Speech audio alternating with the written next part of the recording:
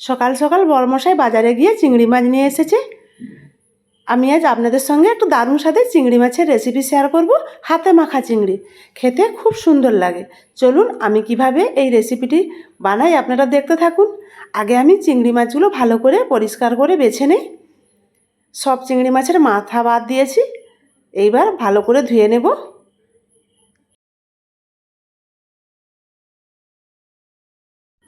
এদিকে আমি টমেটো, পেঁয়াজ, আদা, রসুন কেটে নিয়েছি। এবার বেটে নেব। আর সব কিছু বেটে নিয়েছি। আর নেব পোস্ত আর কাজু কিছুটা দিয়ে বেটে নেব। আমার সব কিছু বাটাবাটি হয়ে গেছে। এবারে চলে এসেছি চিংড়ি মাছটা ম্যারিনেট করে নেব। লবণ দিলাম পরিমাণ মতো। দেব টক দই 25 গ্রাম মতো, পেঁয়াজ কুচোনো, টমেটো, আদা, রসুন,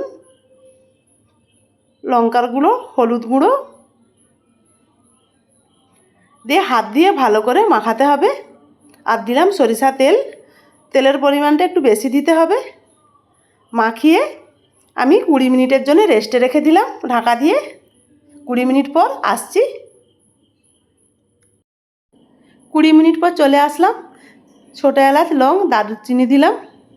আর দিলাম স্বাদের জন্য একটু চিনি দিয়ে আবার ভালো করে হাত দিয়ে মাখিয়ে নিলাম।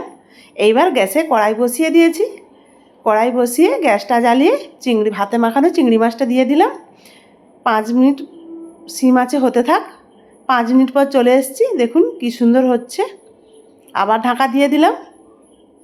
আবার ঢাকা খুলে কালারটা কত সুন্দর এসছে দেখুন। এবার দিলাম পোস্ত কাজু বাটা। পোস্ত কাজু বাটা দিয়ে 5 মিনিট আমি ফুটিয়ে নেব। 5 মিনিট ফুটানোর পর দেখছেন কত সুন্দর তেল ছেড়ে গেছে। আমার রান্না প্রায় কমপ্লিট। এবার নামিয়ে নেব। কত সুন্দর হয়েছে। এই দিয়ে এক থালা ভাত খাওয়া হয়ে যাবে। এবার আমি খেয়ে নেব।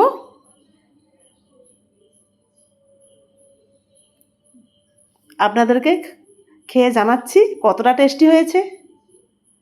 দারুণ দারুণ।